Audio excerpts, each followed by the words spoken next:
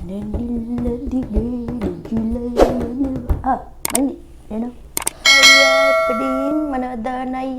මේව නිකන් ගන්න බෑ. oi මේවා. ඉදිච්ච කෙසේ ගෙඩියක් ගේනවා. ඉදිච්ච කෙසේ ගෙඩිය. ඉදුණු කෙසෙල්. ඔබ කෙසෙල් දන්නේ නැද්ද? banana. Banana. Sorry ayah, sorry. Mama denannat. අරගෙන වෙයි. මන්න අයියා කෙසෙල් ගෙඩිය අයියා. මේ මොකද්ද මේ? මේක මේ ආමු කෙසෙල් ගෙඩියක් නේ. මේක කන්න පුළුවන්ද මට? මම මේක ගෙඩියන හරියට ඉදිච්ච කෙසෙල් ගෙඩියක් කියනවා. Sorry ayah, sorry. පිස්සු නටනවද මන්නද? Mahari ඉදුණු කෙසෙල් දෙන්නම්. මන්න අයියා ඉදුණු කෙසෙල් අයියා. මේ උඹේ ඔළුව වැදිලාද බා? මේක මේ බාගෙටනේ බා ඉදිලා තියෙන්නේ. මට හරියට ඉදිච්ච කෙසෙල් ගෙඩියක් කියනවා ඕයි.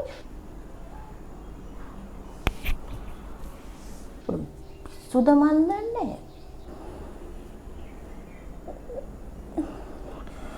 Sorry ayah, මං ගෙන්නම්. කෙසෙල් ගෙඩියකුත් නෑ. මේ කීයට යන්නේද මේක කන්න කෙසෙල් ගෙඩියක් කිව්වා. මන්න අයියා ඉදුණු කෙසෙල් අයියා. දෙනවද? බං මේක මේ තිත් තියෙනවා බං මේක කන්න බෑ ඕයි මම මේව කන්න නෙවෙයි මං කියන්නේ හරියට ඉදිච්ච කෙසේ ගෙඩියක් කියනවා ඕයි මේක මේ ඉදිලා වැඩි ඕයි මේක මට හරියට ඉදිච්ච එකක් කියනවා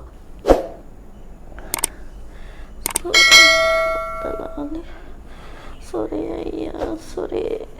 Ayyo මුදලාලි එනක පිඩකවේ இல்ல ඉද වේල. ඉස්සෙ මොකද්ද ඉස්සෙ මේ දෙපාදර කරච්චල් මොකද්ද? ayah இல்லනවා ඉදුණු කෙසේ නාන්තරියාද මුදලාලි එනක පිඩකවේ இல்ல මුදලාලි. අයියෝ කඩවරේ යකෝ ඔබට සිල්ලලද අර උට දෙමළද මට මොකද්ද කරන්න කියන්නේ බා යකෝ ඉංග්‍රීසිවත් ඉගෙන ගන්න කොම මට ඔළුව කන්න නැතුව අර හර්ෂිමිස්ගේ YouTube channel එක බලනවා ප්ලේ ඉංග්‍රීසි sorry මුදලාලි sorry.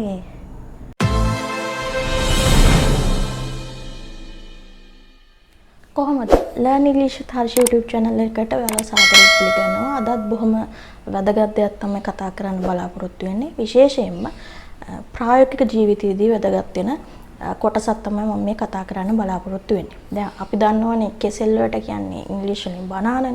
එතකොට ඔයාලා දන්නවද අමු කෙසෙල්, බාගෙට ඉදිච්ච කෙසෙල්, ඉදිලා වැඩි කෙසෙල්, ඉදිලා පර වෙච්ච කෙසෙල්. කොහොමද අපි මේක ඉංග්‍රීසි වලින් හඳුන්වන්නේ? ඒක පොඩි කුතුහලයක් තියෙන කොටසක් නේද? ඉතින් මම අද බලාපොරොත්තු වෙනවා අනේ කොටස ඒ කුතුහලය නැති කරන්න ඔයාලගේ මම බලාපොරොත්තු වෙනවා. එහෙනම් අපි ඉගෙන ගමු. අපි එක් අවස්ථාවන් වලදී කියන්නේ මොන වගේ නම්ද කියලා. මම පොඩි chart එකක් අඳගෙන තියෙන්නේ. මේ එක් අවස්ථාවන් වලට කියන නම් මම පස්සේ ලියන්න. ඒ එක් අවස්ථාවන් වල කොහොමද අපියරන්ස් එක මොන වගේ ලක්ෂණද තියෙන්නේ කියන එක මෙතන කතා කරනවා. ඊට පස්සේ අපි ඒක යූස් කරන්නේ එක් අවස්ථාවන් වල යූසේජ් එක යූස් කිරීම කොහොමද කියලා තමයි අපි මෙතෙන්ද කතා කරන්නේ. හරි. පළවෙනි අවස්ථාව විදිහට ගමු. අමු කෙසෙල්. හරි. මේ තියෙන්නේ අමු කෙසෙල් ගෙඩිය. දැන් අමු කෙසෙල් ගෙඩිය ගත්තාම ඔන්න ඒකේ ලක්ෂණ කතා කරමු අපි එකින් එක. very firm කියන්නේ මේක හරිම strong. මේ ඉබෙන්නේ strong. ඊළඟට dense කියලා කියන්නේ ඝනකමින් යුක්තයි. ඊට පස්සේ starchy කියන්නේ පිෂ්ඨය බහුලයි මේ අවස්ථාවේදී. ඊට පස්සේ chalky ගතියක් තියෙනවා. chalk කියලා කියන්නේ හුණුනේ ඒ වගේ ගතියක් තියෙනවා මේකේ. ඊට පස්සේ minimal sweetness and fragrance. ඒ කියන්නේ බොහොම මේ රසවත් භාවය සහ fragrance කියලා කියන්නේ මේ සුවඳ සහ රසය ගත්තාම බොහොම අඩු තත්ත්වයක් තමයි මේ අමු කෙසෙල් ගෙඩියේ තියෙන්නේ. ඉතින් අපි ඒක යූස් කිරීම ගත්තොත් සමහර අය මේක උයලා කන්න යූස් කරන කුක්. හරි. මෙන්න මේ අමු කෙසෙල් ගෙඩිය අවස්ථාවට අමු කියන තත්ත්වයට අපි ඉංග්‍රීසි වලින් කියන්නේ very unripe. very unripe කියලා. very unripe කියලා තමයි කියන්නේ. අමු කෙසෙල් ගෙඩි අවස්ථාවට අපි කියනවා very unripe කියලා. හරි. ඊළඟ අවස්ථාව අපි බලමු. ඊළඟ අවස්ථාව තමයි මෙන්න මේ බාගෙට ඉදිච්ච අවස්ථාව. සම්පූර්ණයෙන්ම කහ පැහැගෙන්නලා නැහැ. මේ බාගෙට ඉදිච්ච අවස්ථාව. මේ අවස්ථාවේ මොන වගේ ලක්ෂණ තියෙන්නේ?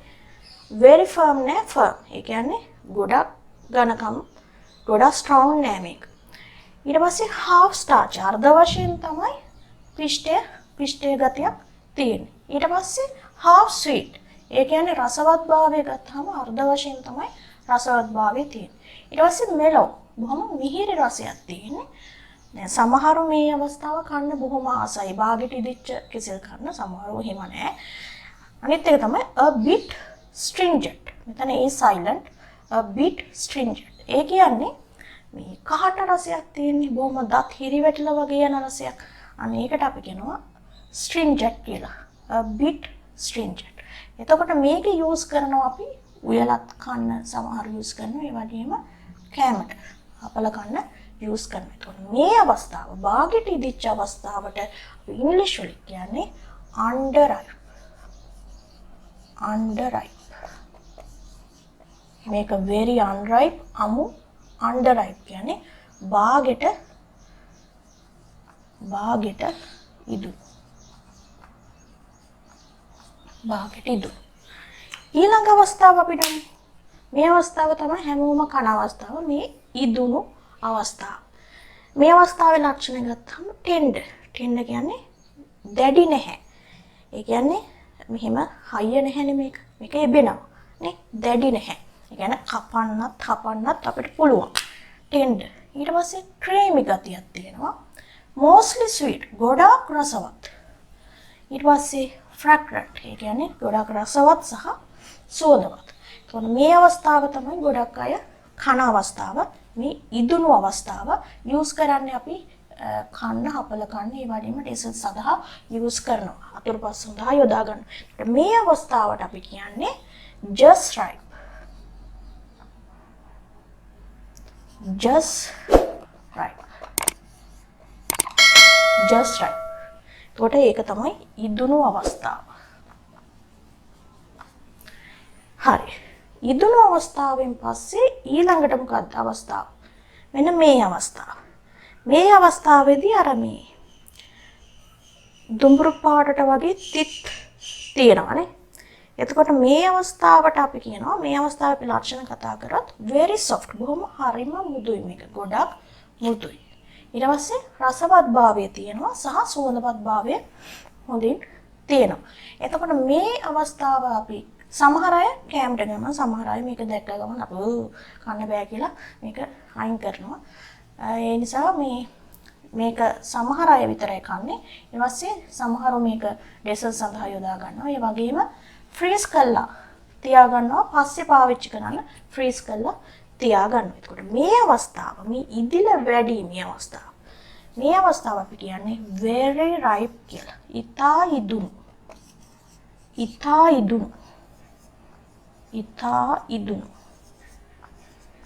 ඉතා ඉදුණු අවස්ථාව. very ripe. හරි. ඊට පස්සේ අවස්ථාව මොකක්ද? මෙන්න මේ යම්තා දුරකට කළු පැහැවෙලා තියෙන්නේ. අන්න ඒ අවස්ථාව. ඒ අවස්ථාවේ ලක්ෂණ ගත්තොත් mushy. කියන්නේ හරිම මෙලකයි, මුදුයි. mushy.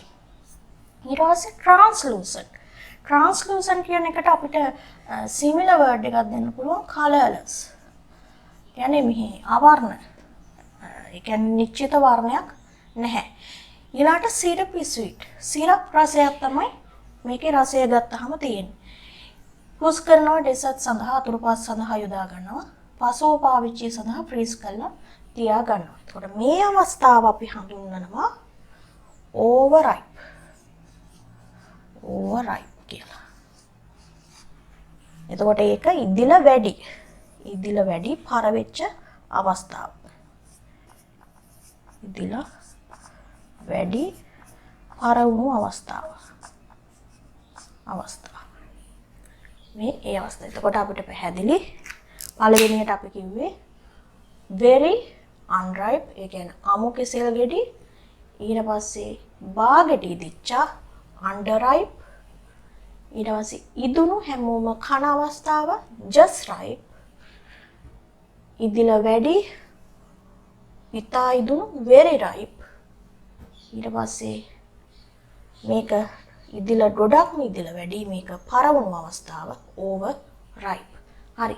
ඊට පස්සේ මේ ඔයාලා දන්නවනේ දැන් මේකෙන් පස්සේ අවස්ථාව ඒ කියන්නේ සම්පූර්ණයෙන් මේක කළු පැහැවෙලා එන අවස්ථාවක් එනවනේ. දැන් මේක හෙට ආනෙන්ද වගේ තිබ්බ සම්පූර්ණයෙන් මේක කළු පැහැයට ගෑනවා. එතකොට ඒ අවස්ථාව අපි කැමරට ගන්න නැහෙනේ. එතකොට ඒකට අපි ඉංග්‍රීසි වලින් කියනවා rotten. එහෙම නැත්නම් කුණු වෙලා. සිංහලෙන් නම් කුණු වෙලා.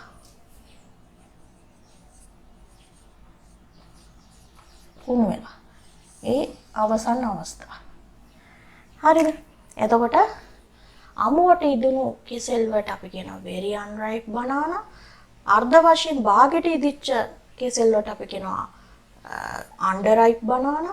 ඊට පස්සේ ඉදුණු ඒවට just ripe banana. ගොඩක් ඉදුණු ඒවට very ripe banana. ඊට පස්සේ ගොඩාක්ම ඉදිලා වැඩි පර වෙච්ච ඒවට කියනවා overripe banana. ඊට පස්සේ සම්පූර්ණයෙන් කුණු වෙච්ච banana වලට කියනවා rotten banana කියලා. ඉතින් මේක banana වලට විතරක් නෙවෙයි අනිකුත් පළතුරු වල ඒ වගේ අවස්ථාව දියරයන් පාහු කරනවා. ඉතින් මේ ඒ අර පැහැදිලිව වෙන වශයෙන් ඒ පෙන්නු කරන්න පුළුවන් නිසා තමයි මේ banana මම යූස් කරේ. නමුත් හැම පළතුරකම මේ අමු අවස්ථාව ඉදිරි භාගයට ඉදිච්ච ඉදිල වැඩි අවස්ථා තියෙනවා. ඒකට ඒවත් මේ නම් වලින් තමයි හඳුන්වන්නේ. හරි. ඉතින් මම විශ්වාස කරනවා අද දවසේ වීඩියෝ එක ඔයාලට ගොඩක් වැදගත් වෙන්න ඇති කියලා හිතනවා. ඉතින් මේ මොනවා හරි ගැටලුවක් තියෙනවා නම් කමෙන්ට් එකක් විදිහට ඉදිරිපත් කරන්න පුළුවන්. මම channel එක subscribe කරලා නැත්නම් subscribe කරන්න කියලා ආදරෙන් ඉල්ලා සිටිනවා. ඉතින් දන්න අයට share කරන්න. මොනවා හරි ගැටලුවක් තියෙනවා නම් පුළුවන් learn english with harsh මගේ Facebook page එක තියෙනවා. ඒ page එකට message එකක් දාන්න පුළුවන්. එහෙනම් නැවත අලුත් වීඩියෝ එකකින් හමු වෙනතුරු ඔයාලට සුබ දවසක් ප්‍රාර්ථනා කරනවා. ස්තුතියි. Just right, ඉදුණු කෙසෙල් just right, ඉදුණු කෙසෙල් just right, ඉදුණු කෙසෙල් just right, ඉදුණු කෙසෙල් just right, ඉදුණු කෙසෙල් just right, ඉදුණු කෙසෙල් ආයා බෙල්ල ඉදුණු කෙසෙල් ජිල වෙබල් ඉදුණු කෙසෙල් ජිල වෙබල්. දැන් තේරුණාද ඔබට? මේක තමයි බයි ඉදිච්ච කෙසෙල්කට කියලා කියන්නේ. ඉතින් මේ ඉදිච්ච කෙසෙල් ගෙඩියක් ගේට ඔබට කිය වෙලාවක් බණ්ඩාඩිය.